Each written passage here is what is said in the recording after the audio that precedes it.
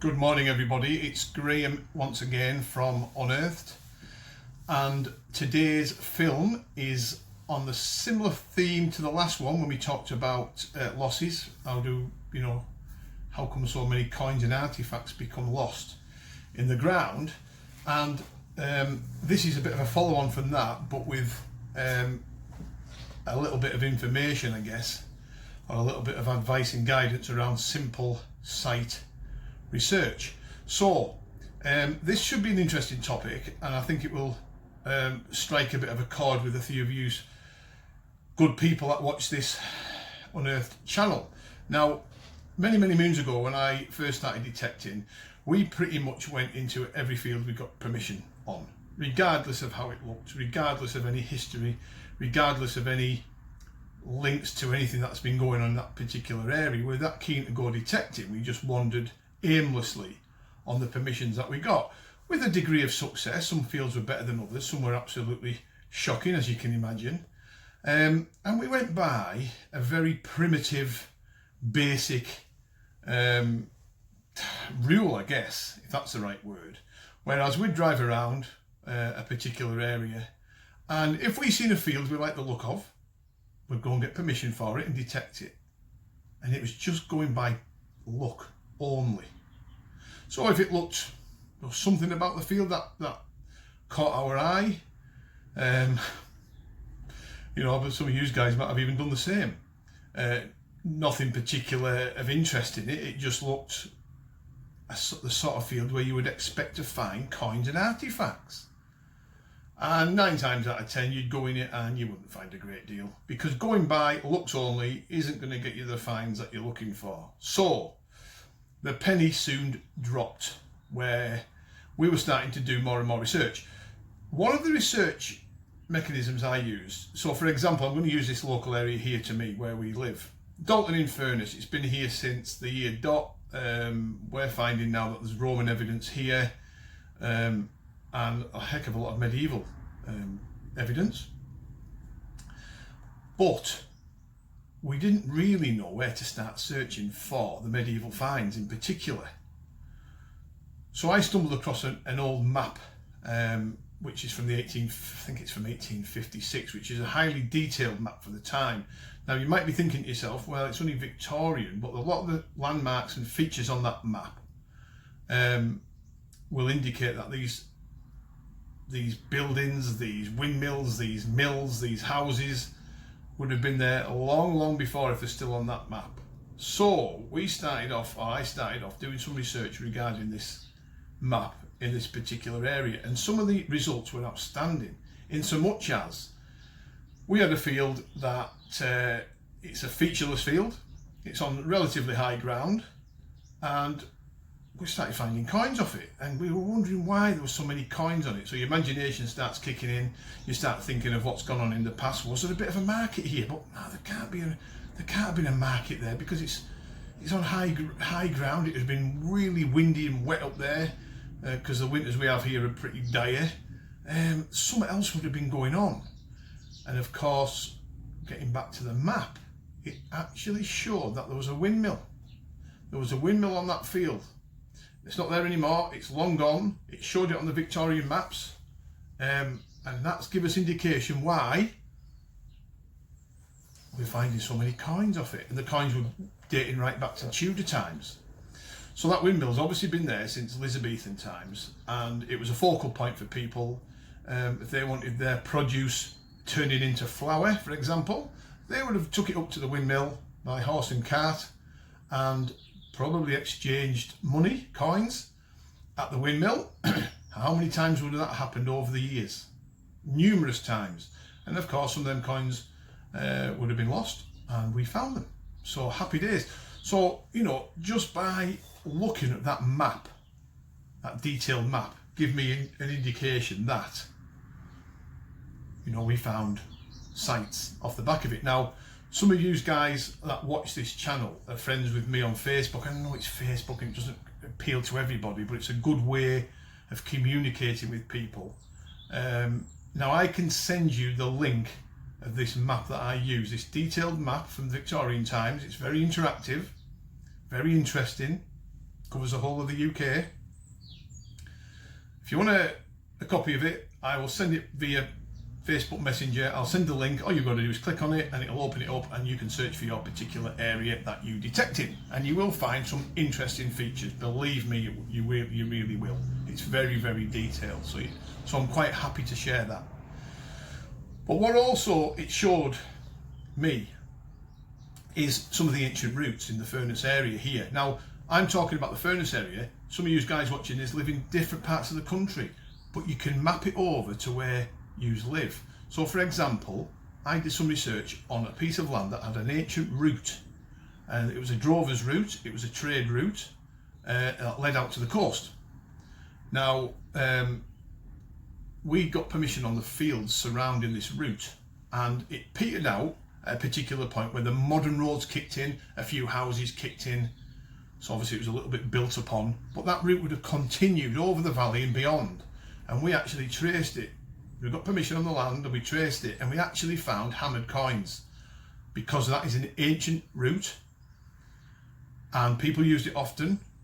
It was a great route, shortcut route for people to get to the coast quick and back, because obviously the fishing industry would have been big back then. It was a source of food, so people would have been up and down there on the horse and carts, etc., probably even walking to a degree, and we found coins off the back of it. Just these simple ancient tracks that it showed up on these footpaths off these maps led us to finding good coins and artifacts as well, not just coins. So that was another example that proved it worked. Now, another thing that I did right from day one was, if you're going to start detecting in your local area, the first thing you want to do is start studying the history of the area. There's no, like I said earlier, there's no point in going it blind. You can't go by just looking at a field, or like, look at that field. We all do it. I do it, still do it now. We don't know what's going to be on there. We've got to maximise our chances of making finds by research, and it's a really straightforward way. Now, a way of doing it. Now, this area here has a 12th century abbey, Furness Abbey, second richest in the country, as I said on the last video. There was a lot of trade. There was a lot that went on. People don't think there was, because the population and Barrow itself, where it's based, there's a bit of an argument going on. Was it owned, was it in the parish of Dalton, or was it in Barrow-in-Furness? I think Barrow-in-Furness have took it, but Barrow-in-Furness was a modern Victorian shipbuilding town. There's not a great deal of history in Barrow, believe it or not. It's this way where the history is. But the Abbey was a focal point. So of course I started doing a lot of research on Furness Abbey, and the things I found out was unbelievable, eye-opening. So for example, everybody thinks it's a bit of a backwater out here in the wilds of Cumbria, on the coast, the west coast. But when you look into it and you start doing your research, you realise, or I realised pretty early doors, that there's a heck of a lot of people milling around this area because of that abbey. So for example, these are the things that I found which are really interesting, certainly interesting to me as a detectorist, but also interesting in so much as it's giving me some indication of what went on here 600, 700, 800 years ago, because that abbey dates to 1129 or 1127. So it's an ancient place. Now then, what I found was this. There was a pirate. Now that sounds really bit of fantasy going on, but there was a gentleman. I can't remember his name because I've not read about him for some time, but this is going back, so I'm going to have to really think hard here and get the facts somewhere near. But there was a guy, a bit of a rogue, a bit of a big guy. So you imagine if you went back in time and you were like 6'2", 6'3", 6'4", you're a big guy. You were well fed. So you're well fed, so you're going to grow a little bit bigger than the rest of the population. You would have stood out as a bit of a figure. And you might, if you were of a certain nature or disposition, you would have probably took advantage of your size. So big guy, imposing guy, would have had the ability to rule groups of people because you were tough. You were a tough guy. So this guy was obviously a big figurehead. He did what he wanted to do. He was water-based, so he was on boats and ships, well, maybe not ships, but boats, up and down the west coast of here, raiding villages, towns, and basically with his group of men, pillaging the place. burning places to the ground, probably raping the women and doing whatever else they were doing in them days, horrific things. The Abbey got wind of it. Our Abbey got wind of this pirate, as they called him, this unruly individual and his group of men, and they formed a militia to go out and capture him, which I think they tried unsuccessfully for some periods of time, and then eventually he was caught. The bishop or the canon at the Abbey, I can't remember his name, was it Roger or somebody like that? He was quite a strict ruler of the Abbey and the lands around it, so he wanted this guy dealing with because he were raiding the villages up and down the coast and causing mayhem. So he formed a group of individuals to go out and capture him. He probably paid him because the Abbey was rich enough to do that. Eventually he got caught, this guy. This is all on my doorstep here. He got caught. Don't know when he got caught. He might have got caught on the coast here because there's an estuary here. He might have even got caught in the Duddon estuary, who knows. But they caught him. They brought him back, they tied him up, brought him back to the Abbey and disciplined him. Now he was an unruly guy. He was used to murdering people. Maybe not murdering, but he was used to thieving off them and doing bad things. So what the monks did was sat him down on a chair and gouged both of his eyes out, made him blind. Literally gouged his eyes out. And he spent the rest of his life praying at that Abbey. He was linked to them monks from that point onwards. He never left. He became one of them, blind, eyes gouged out. But it stopped him in his tracks doing what he was doing. And that's a fascinating piece of history on your doorstep. Now what it tells me as a detectorist is this. This wasn't the backwater that people thought it was. There was stuff going on. There was history. And where there's history, there's people. And where there's people, there's fines. There's coin losses. There's artifacts losses. So you've got to think to yourself, there was a lot more going on around here in them days than people thought. And of course, the history then grows because, of course, we've got a king buried at Furness Abbey. Oh, a lot of people don't know that. Which king is it? Well, it was King Reginald. Very, very little known about him, but he was King of Isle of Man. The Abbey owned estates at the Isle of Man. I think they owned the whole of Isle of Man at one time. And he was king of it. When he died, they brought him over on a ship into Peel, up the footpaths that led to the Abbey, buried him there. A lot of history going on. And this can be matched over to your particular village and town that you detect in. There's a heck of a lot of history that you don't know about until you start doing research. Now, I did a lot of research online. I did a lot from reference books. I did a lot of asking questions at the Abbey when I went to visit the place, because it's just an amazing place to visit. It's huge. It would have been an unbelievable sight in the olden days when it was fully built and in operation, until Henry VIII came and his men and raided it and did whatever else. But that's telling me there's a lot of history on here in this area, in my own area. Now, another thing I did, going back many, many years, is I started field walking around the area. I wanted to know where the medieval people were working the land. Now, here in Dalton, it's a built-up town. It's very much the same layout as the medieval period was. You know, one street, Market Street, the castle, the church, everything else still there. A few additions, the town's obviously grown, but there's a lot of rural fields, arable fields, not so much arable, but pasture, I should say, that have been there since the year dot. It shows on the old maps that they were still in fields way back then. So the deforestation, they've been chopping the wood down, backing the woods off and opening up into spaces so they could have the animals on grazing, everything else, granges, farms, settlements would have grown here and there. And of course, Domesday Book tells you where the ancient villages were in this area. Reference books tells me that there was 2 or 3 or 4 even villages around this area that have long gone. There was one called Bowth, I think down by Sowerby Woods there, completely gone now. It was there in 1100s and 1200s, but gone. So there was a lot of little settlements going on around here. So I started field walking, and when I got up to the high ground one day, the farmer had ploughed the field next door. And I just had a little bit of a walk around. I didn't have a detector. I knew the farmer, so he allowed me to have a wander on, and started finding green glaze medieval pottery scattered on the top. And I thought to myself, there's somebody been up here way back then, 800, 700, 600 years ago, milling around. There's evidence there that proves it. I need to get a detector up here. Got a detector up, started finding coins, artifacts, etc, etc. But when I stood there and looked, on a beautiful clear day like today, I could see both estuaries. I could see the Duddon, I could see the town behind me, 360-degree viewing point. I could see Morecambe Bay in the distance, Morecambe Estuary. I could see Furness Abbey, a couple of miles away or a mile away. And I'm thinking to myself, what a vantage point this would have been. And I think I've stumbled across a site because around here we have beacon sites. I think I know 3. And I think where I'm talking about to you guys, I think that's the 4th. Because on the top of that plateau, there's been a heck of a lot of hammered coins found, a few artifacts. There's a lot of burnt charcoal, coal, coke, hot rocks scattered over one area, then it disappears. Now, it would have been an ideal place to put a beacon. So in times of trouble, like Robert the Bruce coming down, west coast of Cumbria, around Black Combe, as we call it, the big hill, not a mountain, but it's a pretty much similar to a mountain. There was a beacon on there. There was a beacon at Haugen, which is a cross, which is an ancient part of this area. Very nearly knocked that, didn't I? Very nearly knocked it. Be careful, Bushy. Haugen getting excited, you see. Haugen, there was definitely a beacon on there in the Middle Ages.